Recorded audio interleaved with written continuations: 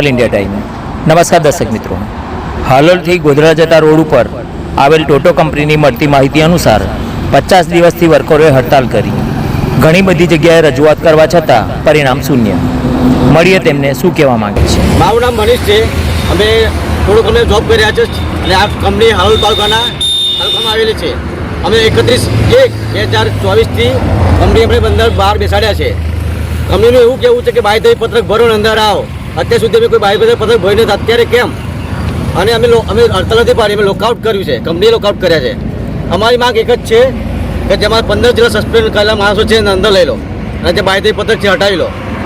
આના 54 દિવસ થયા છતાં કંપની કોઈ નિરાકરણ આવવા તૈયાર નથી. હાલોલ તાલુકાના જે એમએલએ છે અત્યારે ભાજપના એ અમારા સાથ સહકારમાં નથી. અત્યારે જોવા પણ નથી આવ્યા કે અત્યારે 54-600 જેટલા જે વર્કર છે એની શું હાલત છે. આગામી ચૂંટણીની અંદર અને બહુ મોટી અસર પડશે. લોકસભા ચૂંટણી આવી રહી છે. અમે 600 જેટલા વર્કર જે છે અમે અમારી ફેમિલી તે ચૂંટણીનો બહિષ્કાર કરીશું. જોનું નિરાકરણ નહીં આવે તો આગામી ચીંકીમાં તેના અસર તેની ખબર પડશે. કોઈ નોટિસ આપવામાં આવેલી તમને સસ્પેન્ડ કર્યા ત્યારે? નોટિસ ખાલી કોઈ આવેલી અને એક સસ્પેન્ડ ઓર્ડર આપ્યો છે. કેવી રીતે સસ્પેન્ડ કરવામાં આવ્યા? ડાયરેક્ટ લેટર આપ્યો છે, ઉપર નામ એમ જ છે, બસ બીજું કંઈ છે નહીં. એની છે. અહીંયા આગળ નોકરી કેટલા ટાઈમથી કરો છો? 7 વર્ષથી. આજુબાજુથી પાણી ક્યાંથી પ્રોવાઈડ થાય છે? આજુબાજુ પાણી ગામના જે ટ્રેન છે મધવાસ ત્યાંથી ટેન્કર પાણીનું આવી રહ્યું છે. બીજું આજુબાજુ ગામથી કોઈ સહાય મળતી નથી. કેમ આજુબાજુથી પાણી નથી મળી રહ્યું? ઉપરથી પ્રેશર છે એવું કેવું છે કે અમારું કોનું કંપનીવાળાનું? આજુબાજુના પ્રેશર છે એમ કેવું સરપંચ એમ પૂછેલું પહેલાં ફતેપુરા ગામના સરપંચે એવું કે અમે ઉપરથી પ્રેશર અમે પાણી નહીં આપી શકીએ. કોણ આવું પ્રેશર આપી રહ્યું છે? કંપની આપી રહી છે? એ અમે કંઈ પૂછ્યું નથી કે ખાલી પ્રેશર આપવું એમ નથી એવું કહી દીધું એમને. હું છેલ્લા 10 વર્ષથી ટોટો કંપનીમાં ફરજ બજાવું છું. અમે 31 તારીખથી કંપનીએ બીજી પાળીમાંથી અમને લોકઆઉટ કર્યા છે. કંપનીએ લોકઆઉટ કરવાનું કારણ છે કે અમે 15મી ઓગસ્ટના દિવસ 8મા મહિનામાં અમે યુનિયન બનાવ્યું. હવે આ યુનિયન બનાવવાથી અમારા કોઈ પણ વાક ગુના વગર યુનિયન બનાવ્યું એટલા માટે જ કંપનીએ અમને લોકઆઉટ કરીને બહાર બેસાડી દીધા છે.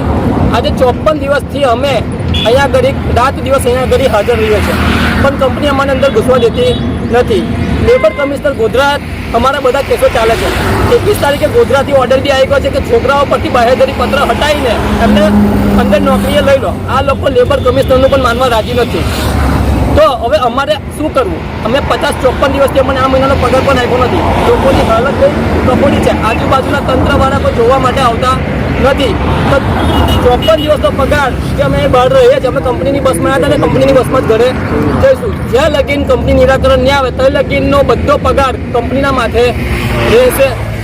આ લગીન કોઈ પણ લોકલ એમએલએ કે લોકલ ધારાસભ્ય અમને કોઈ જાતની મદદ કરવા માટે આવ્યા નથી. આગામી સમયમાં લોકસભાની ચૂંટણી જે આવી રહી છે એ લોકસભાની ચૂંટણીમાં અમે અત્યાર સુધી એવું વિચારતા હતા કે ભાજપને મોદી સરકારને વોટ લાવીને જીતાડીશું, પણ હવે અમે ચૂંટણીનો બહિષ્કાર કરવાના છે. તમે જમવાનું કારણ કે અમને કોઈ પણ જાતની અત્યાર સુધી 54 દિવસ 55 દિવસમાં અમને કોઈ પણ પૂછવા માટે આવ્યું નથી કે કોઈએ પાણી હરખું પૂછ્યું નથી. તો હવે અમારે આગળ શું કરવું? જમવાનું ક્યાંથી આવે છે? જમવાનું અમારા યુનિયનવાળા જ મેનેજ કરે છે. કંપની તરફથી કશું અમને મળતું નથી. અને આ લોકસભાની લોક સુનાવણી જ્યારે કંપનીની હોય છે ત્યારે જે તે વાયદા કરે છે કંપની, શું એ ખરી ઉતરે છે? ખરી કશું નહીં, ખાલી વાયદા લેબર કમિશનરની વાયદા કરે છે. એના પછી એના પર કોઈ જ એક્શન લેવાતી નથી. લેબર કમિશનરનો આદેશ પણ આ લોકો માનવા માટે તૈયાર નથી. ભૂપેન્દ્ર કુમાર છે અને હું ટોટો કંપનીમાં 10 વર્ષથી કામ કરીએ છીએ. જે હાલની પરિસ્થિતિ જોઈને એવું વિચાર આવે છે કે ખરેખર આપણા અહીંના સ્થાનિક નેતા જે છે, કાલોલના ધારાસભ્ય છે, હાલોલના ધારાસભ્ય છે, આપણા ચાલુ રનિંગના રતનસિંહ રાઠોડ સાંસદ સભ્ય છે, કોઈ અમારી ખબર જોવા હરખા નહીં આવે. ખાલી ઇલેક્શન આવે છે, ભીખ માગતા હોય વોટ લઈને જતા રહે છે. તો શું એ લોકોની જવાબદારી નહીં ખાલી વોટ લઈને ભાગી જવાનું? સત્તા પર આવ્યા પછી શું લૂંટી ખાવાના અમને? અત્યારે આપણી આખી હાલોલ તાલુકાની કે કાલોલ તાલુકાની જીઆઈડીસી જુઓ કે જે આઉટસોર્સિંગમાં નોકરી કરે, 6 મહિનાનો કરાર, 11 મહિનાનો કરાર, શું તહેવાર પર ધક્કો મારતે જેમને રિન્યુ નહીં કરતા એમનો પગાર જોવા એટલું કરતા જઈએ. અત્યારે આ ટોટો કંપનીમાં આવીને અમારું ઉજ્જવળ ભવિષ્ય જોયેલું, જે આજે અમારા સપના તૂટી ગયા છે કે ભાઈ 15,000ની અંદર કેવી રીતે પૂરું કરવાનું? અગર એવું જ ચાલશે તો આગામી જે લોકસભાની ઇલેક્શન આવે છે એની અંદર પૂરેપૂરો બહિષ્કાર અમારો હશે. અમારી ફેમિલી છે, અમારા સંબંધીઓ છે, બધાનો પૂરેપૂરો અમે બહિષ્કાર કરીશું. અને ખરેખર આ લોકોને તો શું કહેવું, મારા 2 શબ્દો બી નહીં જે સ્થાનિક નેતાઓને કહીએ, નહીતર કંઈક કહો તું એમના માટે. બસ જય હિન્દ, જય ભારત.